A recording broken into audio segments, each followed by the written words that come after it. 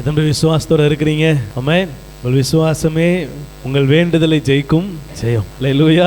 உலகத்தை ஜெயிக்கும் ஜெயம் இரண்டாவதா இருக்கட்டும். உங்க விண்ணப்பம் கேட்கப்பட்டது அப்படின்னு விசுவாசித்தீங்கன்னா உங்க ஜெயம் உறுதியாயிடுச்சுன்னு அர்த்தம். அல்லேலூயா.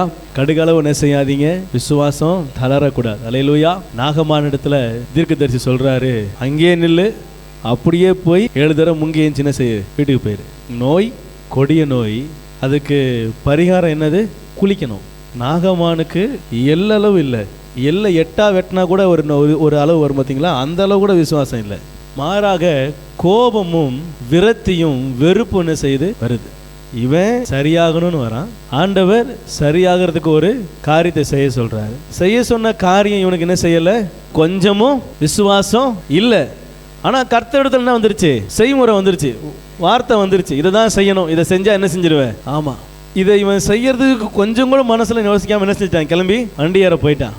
இப்ப இங்க ஒரு நபரை குறித்து சொல்லுது, அவனுடைய வேலைக்காரன் சொல்றான், எஜமானே, ஒரு வேலை இந்த தீர்க்கதரிசி நீ ஒரு 400 பனை மரத்தை வெட்டணும், ஒரு 2 ஆலமரத்தை வெட்டணும், இந்த மலை ஏறி அந்த மலைக்கு என்ன செஞ்சணும், இறங்கணும், இந்த கடல்ல இந்த மூலையில இருந்து அந்த மூலைக்கு நீச்சல் அடிச்சு என்ன செய்யணும், நாக்கு தள்ள தள்ள நீ வாட்டுக்கு என்ன செய்யணும், போகணும் அப்படின்னு ஒரு மாராத்தான் ஓட்டத்தை சொல்லியிருந்தாருன்னா என்ன செஞ்சிருப்பான்? கண்டிப்பா செஞ்சிருப்பான். ஏன்னா குஷ்டரோகம் என்ன செய்யணும், சரியாகணும். ஆனா அவர் என்ன சொன்னாரு? 7 தரம் ஸ்நானம் பண்ணு. அவர் கடினமானதை சொன்னா என்ன செஞ்சிருப்பீங்க? கண்டிப்பா செஞ்சிருப்பீங்களா? 7 மலையை தாண்டி இருப்பீங்கல்ல. ஆனா அவர் சாதாரண விஷயம் தானே சொன்னாரு, 7 தரம் ஸ்நானம் பண்ணு. இது சொன்ன உடனே அவன் மனதுல கடுகளவு என்ன செஞ்சிருக்குது, விசுவாசம். ஒரு வேலை செஞ்சு பார்ப்போமே. போய் 6 தரம் முங்கி எந்திக்கிறான். எல்லளவு என்ன செய்யல, கடுகளவா கூட மாறல.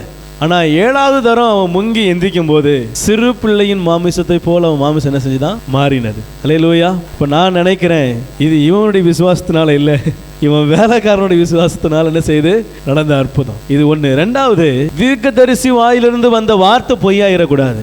அப்பனா கர்த்தர் பொய்யாயிருவார். அவர் சொன்னதை தான் நான் செஞ்சேன், ஆனா என்ன செய்யல, சுகமாகலன்ற ஒரு வார்த்தை வந்துடக்கூடாது. அதுக்காகவும் கர்த்தர் அவன் 7 தரம் முங்கி எந்திரிச்சிட்டான்னா சுகம் கொடுத்துடுவான். இங்க அந்த வார்த்தை அது அதன்படி செஞ்சா நடந்துரும். ஆனா அதை செய்ய வைக்கிறதுக்கு விசுவாசன்ற ஒரு காரியம் ரொம்ப முக்கியம். ஆமென். நாகமான இடத்துல இல்ல, நல்ல வேலைக்காரங்கிட்டே என்ன செஞ்சது இருந்தது.